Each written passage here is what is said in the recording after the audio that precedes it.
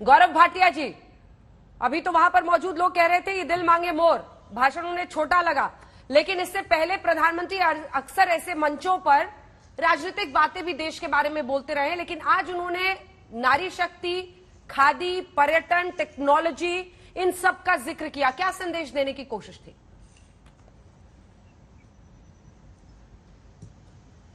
अंजना जी, किसी भी भारतीय की तरह आज मैं भी गौरवान्वित हूं एक नागरिक होने के नाते, और ये स्पष्ट है कि भारत का डंका पूरे विश्व में बज रहा है।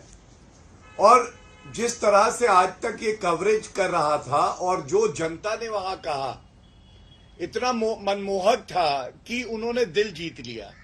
कुछ बातें मैंने लिखी इसलिए कि मैं उसको दोहराना भी चाहूंगा, क्योंकि वही भावना आज जो भी भारतीय मूल निवासी है उसकी है, वो विश्व में कहीं भी हो।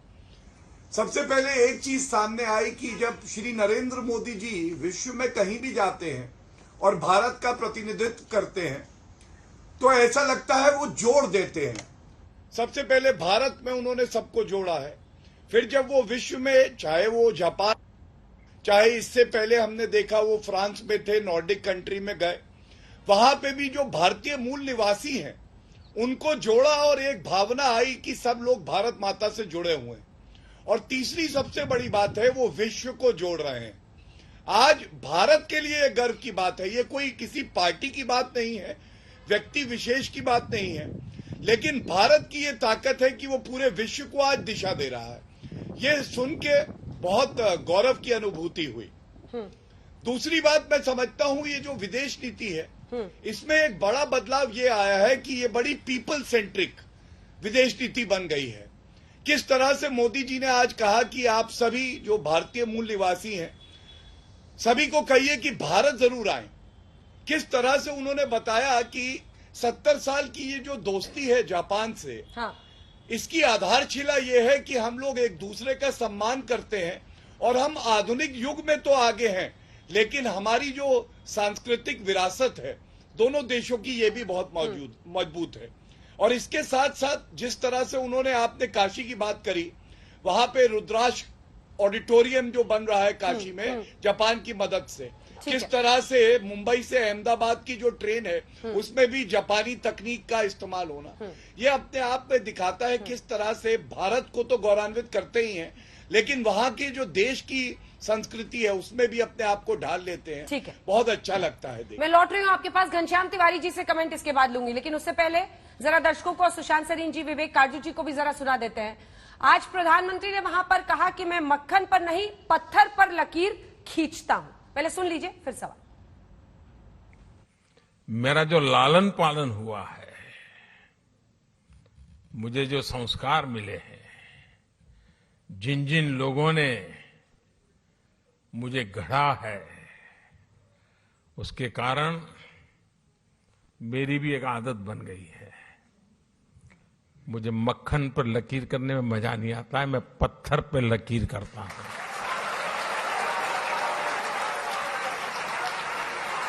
हमने भारत में एक स्ट्रांग और रेजिलिएंट रिस्पॉन्सिबल डेमोक्रेसी की पहचान बनाई है। उसको बीते 8 सालों में हमने लोगों के जीवन में सकारात्मक बदलाव का माध्यम बनाया है। भारत की डेमोक्रेटिक प्रोसेस से आज समाज के वो लोग भी जुड़ रहे हैं जो कभी गौरव के साथ ये अनुभव नहीं कर रहे थे कि वो भी इसका हिस्सा है। इसी पर बातचीत करते हैं घनश्याम तिवारी जी। एक पॉलिटिकल कमेंट आपसे लेते हुए फिर दोनों एक्सपर्ट्स के पास जाऊंगी। घनश्याम जी, प्रधानमंत्री ने कहा है पत्थर पर लकीर खींचता हूं। उन्होंने कहा है कि किस तरह की चुनौतियों का सामना करते हुए मोदी शासन में वो आगे बढ़ रहे हैं। आपको क्या संदेश मिला? नमस्कार अंजना जी, आपको, दर्शकों को और मेरे को पैनलिस्ट को। सर्वप्रथम मैं देश के प्रधानमंत्री जी को उनकी इस विजिट, फॉरेन विजिट के लिए शुभकामनाएं देता हूं। और वो जिस तरीके से भारतीयों को उत्साहित करते हैं, ये देश के लिए अच्छा है। जहां तक पत्थर की लकीरें हैं, हम देख रहे हैं, ये आप पत्थर की लकीर कहिए, पत्थर दिल लकीरें कहिए, जिस सरकार ने हर पेट्रोल पंप पे अपना मोदी जी का तस्वीर लगा रखा है और सिर्फ एक साल में 60-63 बार मोदी जी ने पेट्रोल और डीजल के प्राइसेस बढ़ाए हैं, वो पत्थर की लकीर है।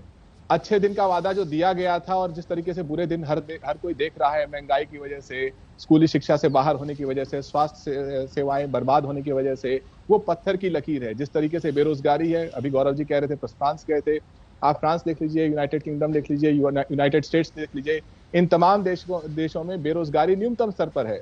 जहां तक भारत है, वहां पर सिवाय पकोड़े तलने के भारत के युवाओं के, होनहार युवाओं के लिए प्रधानमंत्री जी कोई आइडिया अभी तक प्रस्तुत नहीं कर पाए। ये पत्थर की लकीर है। तो जिस तरीके से हमारे मजदूर मरे, WHO ने प्रस्तुत किया कि 47.8 मिलियन लोगों की मृत्यु हुई, ये पत्थर की लकीर है। तो पत्थर की लकीरें ये देश झेल रहा है। लेकिन अगर देश के बाहर लोग उत्साहित है प्रधानमंत्री जी के दौरे पर, तो मुझे लगता है गौरव जी को इन आंकड़ों पर थोड़ा गौर करना चाहिए। जैसे कि इंडिया टुडे की रिपोर्ट बताती है सरकार के हवाले से कि पिछले केवल 2017 से 2021 के बीच में 6 लाख भारतीयों ने भारत की नागरिकता छोड़ी है। इसकी तुलना में महज कुछ हजार नए लोग भारत में आए हैं। दूसरी चीज की अनेक मीडिया रिपोर्ट्स ये बताती हैं सरकार के हवाले से कि केवल पिछले 3 सालों में लगभग 35,000 भारतीय करोड़पतियों ने भारत को छोड़ा है। और उसमें मेहुल चोकसी और नीरव मोदी, जो कि भारतीय जनता पार्टी के साथी हैं, मोदी जी के भी साथी रहे, उनको मैं नहीं जोड़ रहा। मैं आम भारतीयों की बात कर रहा हूं जो अन्य जगहों पर जाकर के अपना करियर विकसित कर रहे हैं। तो ये अच्छी बात है कि लोग उत्साह से कह रहे हैं कि भारत आना चाहते हैं, लेकिन सरकार शायद अपने आंकड़ों में गड़बड़ा गई है। यहाँ लोग जाते हुए दिखाई दे रहे हैं, आते हुए नहीं दिखाई दे रहे। जो प्रधानमंत्री जी का जो दौरा है, उन्होंने काशी की बात की, तो काशी के लोग ये सोच रहे होंगे कि शायद कुछ तस्वीरें ऐसे दिखाएंगे कि काशी किस तरीके से क्योटो बन गया है और बुलेट ट्रेन आ गई है। अभी तक कुछ तस्वीरें दिखाई नहीं दे रही हैं। अगर आज तक वो मिल जाए तो कृपया देश के सामने प्रस्तुत कीजिए कि किस तरीके से देश में बुलेट ट्रेनें दौड़ रही हैं और काशी क्योटो बना हुआ है और हम सब मंत्रमुग्ध हैं।